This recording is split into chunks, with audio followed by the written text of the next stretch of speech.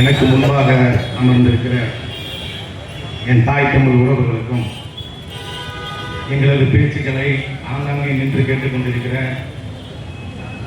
என் சொந்தங்களுக்கும் இனிய மாலை வணக்கம். எனக்கு முன்பாக பேச வந்த அண்ணன்கள் தம்பிகள்கிட்ட பேச அழைச்சவர் 5 நிமிடம் அப்படின்னு சொல்லிவிட்டாங்க. என்கிட்ட அதை சொல்லலை. அது ஒன்றும் பெரிய காரணம் இல்லை. 5 நிமிஷத்துக்கு மேலே என்னால் பேச முடியாது. 5 நிமிஷமே எனக்கு அதிகம். அதனால என்னமோ முருகேசன் 5 நிமிஷம்னு சொல்லலை. ஆனால் அடுத்து நீங்கள் தான் பேசணும் அப்படின்னு சொன்னார். தேர்தல் நெருங்கிடுச்சு. அனைத்து கட்சிகளும் கூட்டணி பேசிக்கிட்டு இருக்காங்க. இன்னும் கூட்டணி இறுதி ஆகலை. இறுதி கட்டத்தை நெருங்கி இருக்கு. இறுதி ஆனதுக்கு அப்புறம் ஒவ்வொரு கட்சிக்கும் எத்தனை தொகுதிகள்னு முடிவெடுக்கணும். அதுக்கப்புறம் எந்தெந்த தொகுதியில் போட்டி போட போறாங்க அப்படிங்கிற இந்த முடிவு செய்யணவங்கலாம். ஆனால் நாம் தமிழ் கட்சியின் 234 வேட்பாளரையும் கடந்த 21ஆம் தேதி திருச்சி ஆலம்பட்டியில் ஒரே மேடையில் செந்தமலன் சீமான் அறிவிச்சிருக்காரு இந்த உலகத்திற்கு.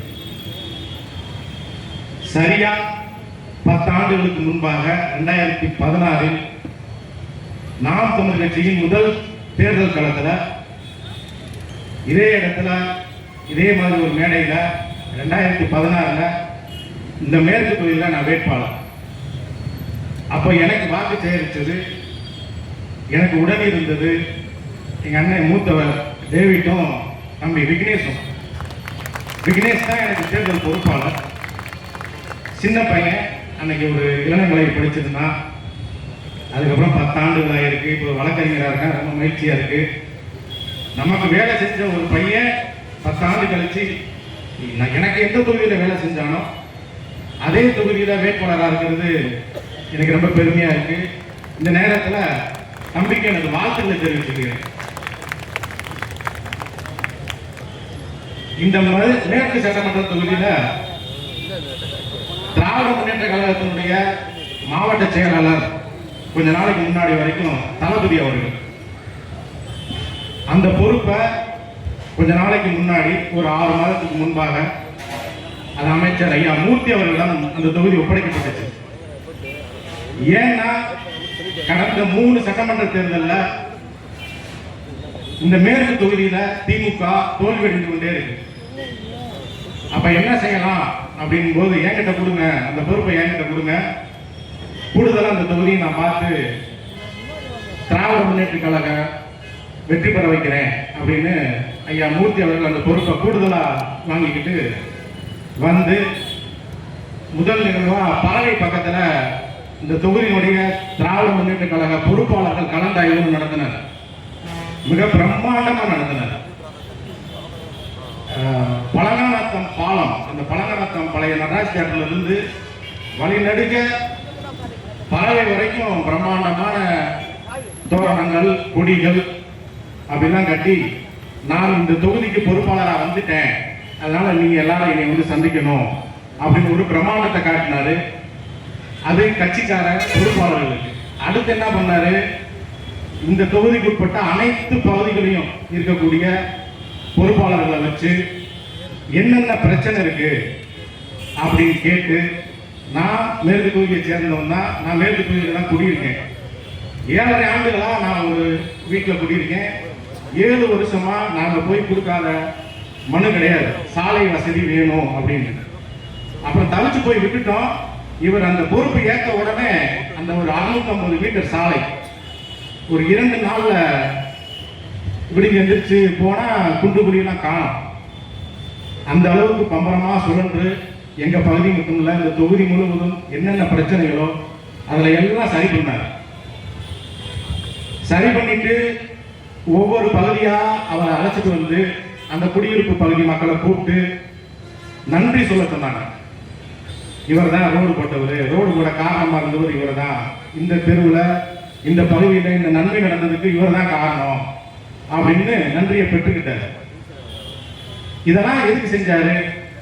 மக்கள் சேவைக்காக செஞ்சாரா, இல்ல தேர்தல் வருது வாக்கிற்காக செஞ்சாரா அப்படின்னு நீங்க தான் யோசிக்கணும். அடுத்ததா போன பொங்கலுக்கு இந்த பொங்கல் பரிசோடு பணம் கொடுக்கல. ஐயா மூத்த அமைச்சர் ஒருத்தட்ட கேட்கிறாங்க, இந்த முறை பொங்கலுக்கு பரிசு தொகை இல்லையா? பரிசு இருக்கு, பணம் கிடையாது, அடுத்த ஆண்டு கொடுப்போம், அடுத்த ஆண்டு தானே தேர்தல் வருது அப்படின்னே சொன்னார். அவர் வேற இல்ல, மூத்த அமைச்சர் துரைமுருகன் தான் சொன்னார். அது ஏன் அப்படி சொன்னாருன்னா, தேர்தல் வரும்போது உங்களுக்கு பணம் கொடுப்போம், அது மக்கள் சேவைக்காகவா ஓட்டிற்காகவா அப்படின்னு நீங்க தான் சிந்திக்கணும். அப்புறம் இந்த முறை போன முறைக்கு முறை 1000 ரூபாய் கொடுத்தப்ப, திமுக 1000 ரூபாய் கொடுத்தப்ப அதிமுக எடப்பாடியார் 2000 கொடுங்க அப்படின்னு சொன்னாரு. இந்த முறை அவர் சொல்றதுக்கு முன்னாடியே பொங்கலுக்கு 3000 ரூபாய் கொடுத்துட்டாரு. நம்ம திராவிட மாடல் ஆட்சியினுடைய முதல்வர் ஸ்டாலின் அவர்கள் 3000 ரூபாய் கொடுத்தாரு. யாருமே எதிர்பார்க்காத நேரத்தில் பெண்களுக்கு உரிமை தொகை திடீர்னு காலையில 7 மணிக்கு அனைத்து வங்கி கணக்கிலும் 5000 ரூபாய். ஏன்னா தேர்தல் அறிவிச்சுட்டா பணம் கொடுக்க முடியாது. அதனால இந்த மாதம் அடுத்து வரக்கூடிய 2 மாதத்துக்கு சேர்த்து கோடைகால சிறப்பு நிதின்னு சொல்லி 5000 ரூபாய் கொடுத்தாரு. இதெல்லாம் மக்கள் சேவைக்காகவா வாக்கிற்காகவான்னு நீங்க தான் எண்ணி பார்க்கணும். அடுத்தது எடப்பாடியார் அதை விமர்சனம் பண்றாரு. தேர்தல் வர்றதுனால அவர் இந்த மாதிரி திட்டங்கள்லாம் அறிவிக்கிறாரு அப்படின்னு அவர் சொன்னார். அடுத்து அவர் ஒரு வாரத்துக்கு முன்னாடி என்ன சொல்றாரு, நாங்க ஆட்சிக்கு வந்த உடனே குடும்பத்திற்கு 10,000 ரூபாய் கொடுப்போம் அப்படின்னு அவர் சொல்றாரு. அதுவும் தேர்தல் வாக்கிற்காகத்தான். நேற்று ஒரு கூட்டத்தில், மக்கள் சந்தை கூட்டத்தில் எடப்பாடி என்ன சொல்றாரு, இப்ப மாணவர்களுக்கு லேப்டாப் கொடுக்கறதெல்லாம் தேர்தல் வர்றதுக்காக கொடுக்கறாங்க.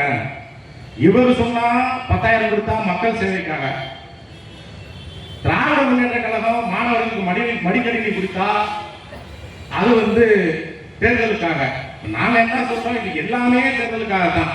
நாங்க சொல்றோம், ஆமானா நீங்க எங்களுக்கு வாக்கு செலுத்துங்க, இல்லைன்னா நீங்க அவங்களுக்கே வாக்கு செலுத்துங்க. இப்போ நான் ஒரு பெரிய பேச்சாளர் கிடையாது, நான் பெருசா பேசுனது இல்லை மேடைகள்ல. ஒரு 2 முறை பேசிட்டு இது 3வது 4வது முறை இருக்க வாய்ப்பு இருக்கு. இப்போ 234 வேட்பாளரையும் ஒரு 10-15 நாளைக்கு முன்னாடி எங்க அண்ணன் கூப்பிட்டு சில அறிவுரைகளை எங்களுக்கு வழங்கினாரு. நிறைய விஷயங்கள் சொன்னாரு. அதுல ஒரு விஷயம் என்னன்னா, வேட்பாளர்கள் எல்லாரும் பேசணும், எனக்கு பேச வராது அப்படின்னா நீங்க சொல்லக்கூடாது. பிறந்த உடனே பேசவா செஞ்சோம், பேசுறதுக்கே 2 வருஷம் ஆச்சுல, அதனால போய் பேசு. உனக்கு கீழே இருக்கிறவங்க பேச கேட்கத்தான் உட்காந்துருக்கேன், அதனால நீ போய் பேசு. அதை தான் நான் மண்டையில ஏற்றிக்கிட்டு நான் பேசியிருக்கேன். இன்னும் எனக்கு நான் பரப்புரை செய்ய போகணும், இதை எனக்கு ஒரு முன்னோட்டமா வச்சுக்கிட்டு நானும் போய் எங்க தொகுதியில, நான் நிற்கக்கூடிய வடக்கு தொகுதியில எனக்காக பரப்புரை பண்ணுவேன். தம்பியும் இந்த மேடையில பேசுவாங்க நம்புறேன். அப்படி இல்லைன்னா கூட இந்த தேர்தல் முடிகிறதுக்குள்ள நானும் தம்பியெல்லாம் பேச்சாளராக மாறி நிற்போம். ஒரே ஒரு செய்தி, கடைசியா ஒரு செய்தியை மட்டும் சொல்லிட்டு நான் விடைபெறலாம்னு நினைக்கிறேன். நான் 2016 இந்த தொகுதியில போட்டியிட்டப்ப நான் வாங்கின வாக்கு 3500. இப்ப இறுதியா இந்த தொகுதியில இந்த பகுதி மக்கள் நாம் தமிழர் கட்சிக்கு 18,500 வாக்கு செலுத்திருக்காங்க. நான் ஒரே ஒரு விஷயத்தை மட்டும் சொல்றேன், எந்த நம்பிக்கையில இந்த 18,500 பேர் வாக்கு செலுத்தினீங்களோ அதுல ஒரு சில பேர் இந்த இடத்துல இப்ப இருக்கலாம். அதே நம்பிக்கையோட 2027 தம்பி விக்னேஷுக்கும் விவசாய சின்னத்துல நீங்க நிச்சயம் வாக்கு செலுத்தணும். கூடுதலா ஒவ்வொருத்தரும் 3 பேர் 4 பேரை நீங்க எந்த நம்பிக்கையில வாக்கு செலுத்தீங்களோ அதே நம்பிக்கையை உங்க உறவுகள்கிட்டயோ, தம்பிகள்கிட்டயோ, அண்ணன்கிட்டயோ, குழந்தைகள்கிட்டயோ, மனைவிகிட்டயோ சொல்லி ஒவ்வொருத்தரும் 3-4 வாக்கை வாங்கிட்டா தம்பி வெற்றி பெறுவார். ஐயா செல்லூர் ராஜு 83,000 வாக்கு வாங்கி இப்ப சட்டமன்ற உறுப்பினராக இருக்காரு. நாங்க 18,500 வாக்கு வாங்கி இருக்கோம். நான் சொன்னதன் பிரகாரம் ஒரு எளிய விஷயம் தான். நீங்க இந்த 18,500 பேரும் ஏதோ ஒரு நம்பிக்கையில தான் எங்களுக்கு வாக்கு செலுத்துறீங்க. எங்க கட்சி உறுப்பினரோ கட்சிக்காரங்களோ கிடையாது. அது ஒரு 1000 பேரோ 2000 பேரோ 3000 பேரோ எங்க கட்சி உறுப்பினராக இருக்கலாம். மிச்ச 15,000 பேர் பொதுமக்கள் தான். அந்த நம்பிக்கையில இந்த முறையும் 2026 தம்பி விக்னேஷுக்கு ஏறு உழவன் சின்னத்தில், விவசாய சின்னத்தில் வாக்கு செலுத்தி வெற்றி பெற செய்ய வேண்டும் என்று உங்களை அன்போடு கேட்டுக்கொண்டு வாய்ப்புக்கு நன்றி கூறி விடைபெறுகிறேன். நன்றி, வணக்கம். நான் தமிழர்.